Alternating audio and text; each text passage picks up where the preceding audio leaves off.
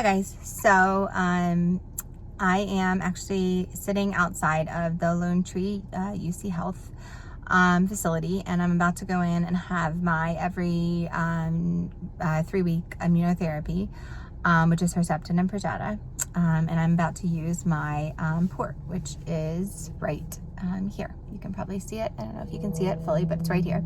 It's under my skin. Which is what happened this time last year. I actually went into surgery and had that port put in. I was kind of rushed into it. I didn't even know what a port was. The day after I met with my first oncologist, I had a pre-op appointment with the surgeon that would put in that, the breast surgeon. She actually was told by that oncologist to put it in my arm, and he instructed her to keep trying to put it in my arm over and over and over again. And I had this nerve, actually, which I would later, she's actually a friend of my OB, and I would later actually find out that that probably is why I have migraines, but my nerve in my arm kept, I guess spazzing, I guess is the best way to explain it. And so it kept not taking the port.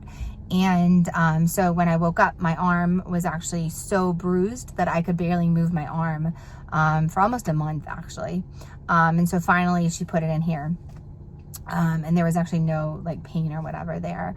And I would wake up and like I said, be in severe pain in my arm, like so much so that I could barely move my arm for like weeks and weeks and weeks.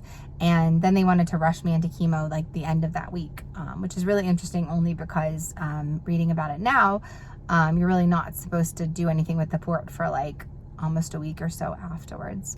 I would later find out that I had what was called a PowerPort, and I would only find that out because I have this like brochure.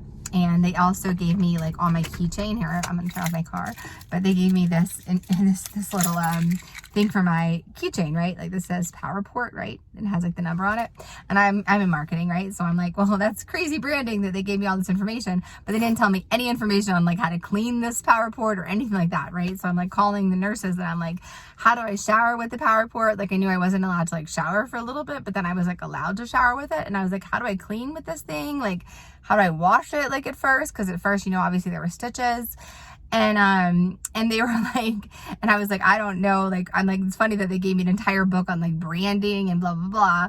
But I didn't really understand what a PowerPort was. I thought it was just like, they were branding their port, and they were being like super, big on like branding their port. Like it was like this thing, right?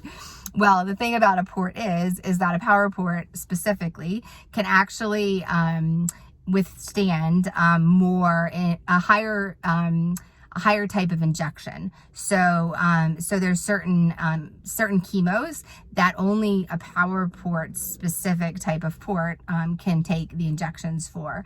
And so for my chemo, only a PowerPort would be able to take those types of injections. The interesting thing about a port, which I didn't know even until recently, is that a port can actually only take about 3,000 injections total, which means that since I'm going to be getting injections for the rest of my life, let's say that I am to live like 10 years, I actually will only be able to probably have this port for like 3 or 4 years, and then I'll have to get it replaced. And I don't know if they'll be able to put it back here. So they may have to put it here. And then like, let's say you live even longer than that, which would be like such a blessing.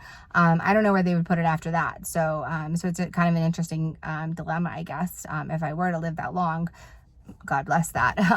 But God willing, that would be such a blessing. But where would they put it, from there?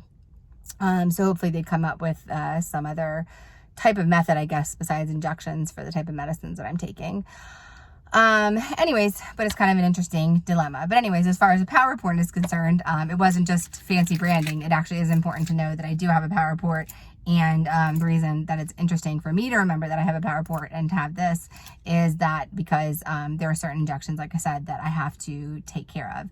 Also, the other important thing to know about a port is that it has to be very sterile, and that only certain people should be like touching your port and using your port. There was a moment during my first chemo where we went to the emergency room, and I actually dismissed myself from the emergency room. It was this huge deal with my dad and actually Paul, where they actually like made my dad and Paul, like the nurse, there was a nurse and there was another nurse that came in, or like a PA that came in, and they turned on a YouTube channel and they thought that I was so sedated that I didn't know what was going on. But the thing about Benadryl is that like you can't sedate me with Benadryl. Thank you, anxiety disorder. But they put a YouTube channel on, and the girl was like touching things with her mask and with her gloves, and then touching my port. And I knew like right then and there, and then they were like touching the stuff, and I knew right then and there they were gonna, and there was a person that came in, and the air has to be like very sterile when they touch your port, and I knew right then and there that they had never accessed a port. And I got very scared. It was at Porter Hospital here in Denver, and I got very scared that they were going to actually infect my port. And if they infect your port, they actually have to remove the port and move it to somewhere else. And I got very, very scared they were going to infect my port. And I actually said, stop. I don't want to be treated here. And it became this whole deal with my dad and Paul, that I wanted to, like, I do not want to be treated. I don't want to be treated. I want to be signed out right now. And my dad and Paul had this whole huge issue. But ultimately, it was the right decision. And the next morning I went into on shoots and was treated there instead. And I just needed saline, basically. It was all that I needed. I was having a really bad migraine and a really bad reaction to the chemo. But ultimately, making sure that you're in a sterile environment and the people accessing your port are very well aware of how to access a port and making sure it's sterile, are these whole huge, like, it's a whole huge thing, because if they infect your port, it can become a really big issue, and the port can have to be like removed, and you can end up with like sepsis and other major issues. So yeah, on this day in history last year, I was having a port put in, having no idea what a port was, having no idea what a PowerPort was, and assuming that they were just doing creative branding with my with my little tag here and their brochure. And now here I am knowing everything there is to know about a port. So yeah, so that's what happened this time last year.